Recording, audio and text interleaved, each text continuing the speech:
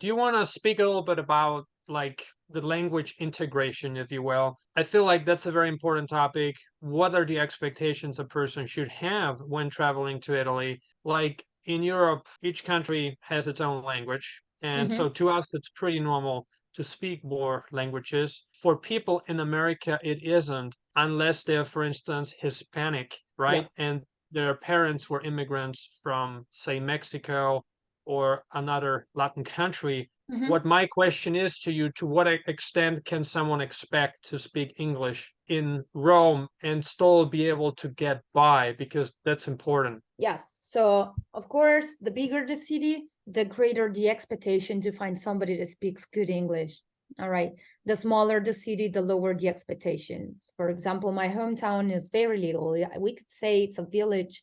It's like 15, 17,000 people. 15, 17, sorry. And the people that speak English and can carry on a conversation are probably people my age or a little younger. So, school kids. Okay.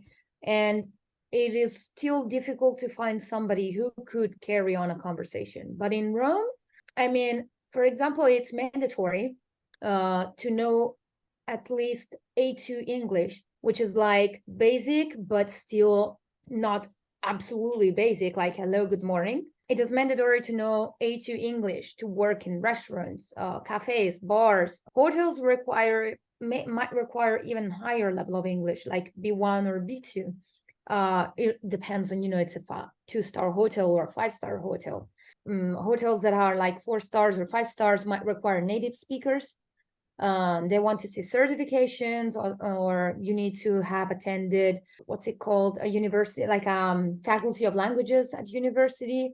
So the requirements are getting, stricter. Same goes for Milan, Turin, Venice. Venice gets loads of tourists, and it's very important for the people there to speak English. So yeah, I mean, if you're traveling to a bigger country, sorry, to a bigger city, English is not going to be a problem because lots of people speak decent English in Italy. It's getting better. It's gotten better.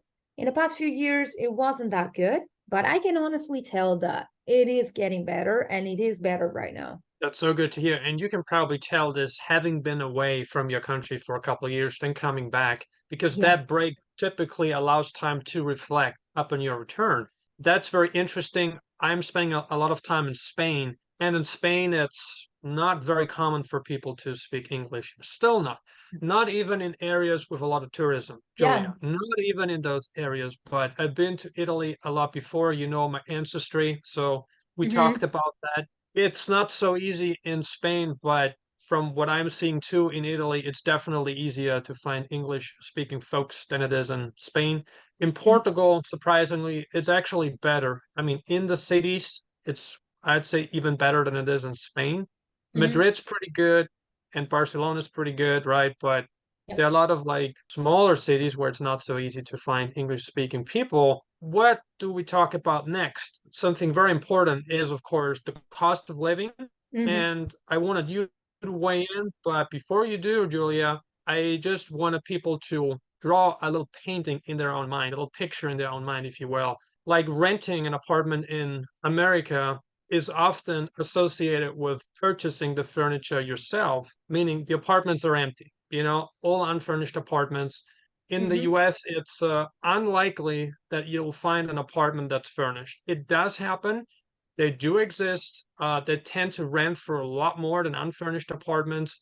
However, when you get to Europe, I have now an apartment in Spain, which I bought this year, but Mm-hmm. I'm also going to other places where I'm renting. It's almost always furnished, right? And guys, we're not talking about Airbnbs here, right? We're talking about just going for a mid to long term rent, right?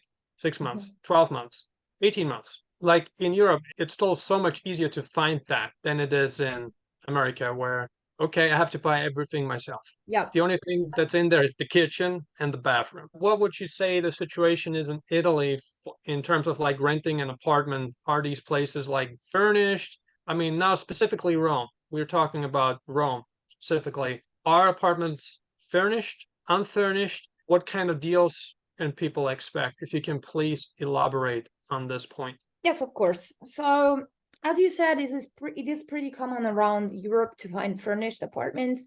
That is because I think the system is a little different between America and Italy, and that's another point about cultural differences.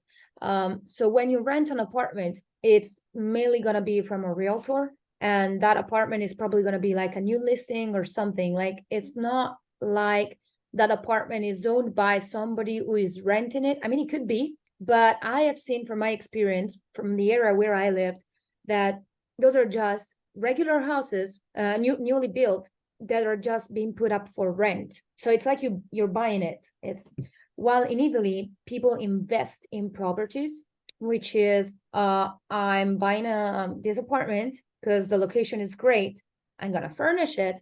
And since it's too close to Rome, since I have a train station close by, I think students, tourists, whatever, they're gonna want this.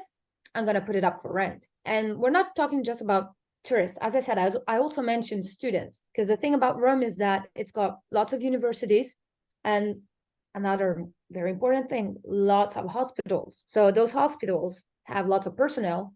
So lots of people from all over Italy want to work in hospitals in Rome. So even the areas surrounding Rome are very popular within them. So that's why apartments are furnished. And it's very, very unlikely that you're going to find an unfurnished apartment.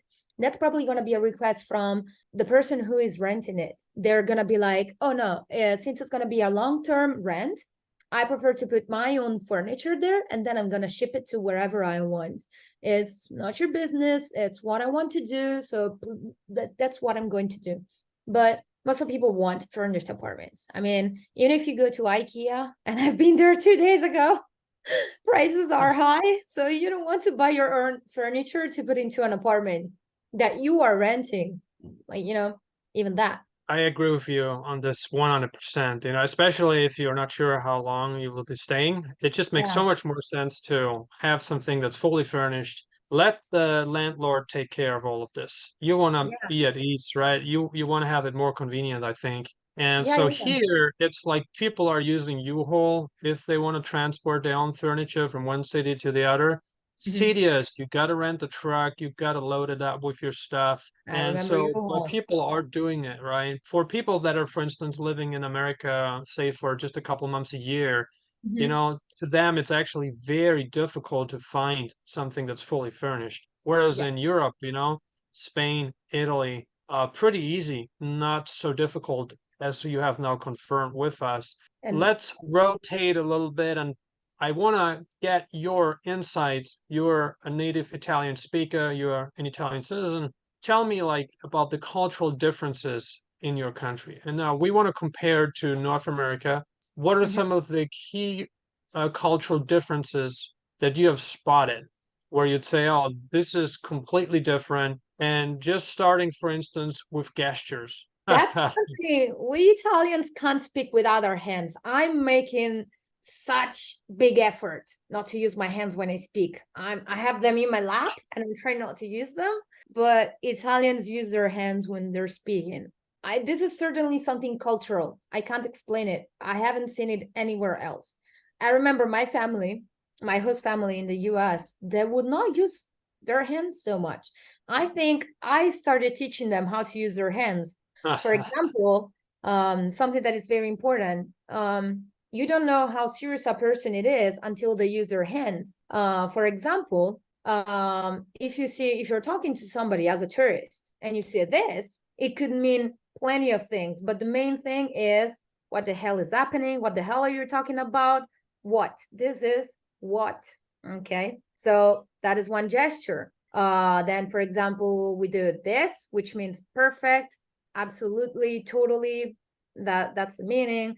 Thumbs up, we give thumbs up because that's usual. That's international. And then we do this. Like, I don't know. I have no idea. No clue. That's the point. And then, we just shrug our shoulders, which means I don't care. Couldn't give a damn. It's our gestures are very, very important to conversation. And you can find gestures in, a high register as in a low register. Doesn't matter. It is very likely that you will not meet a receptionist from a five-star hotel doing this, because that's considered not polite. But if you are a tourist in Rome, you're probably going to visit places, walk to places, you're going to see people hanging out, especially in Rome.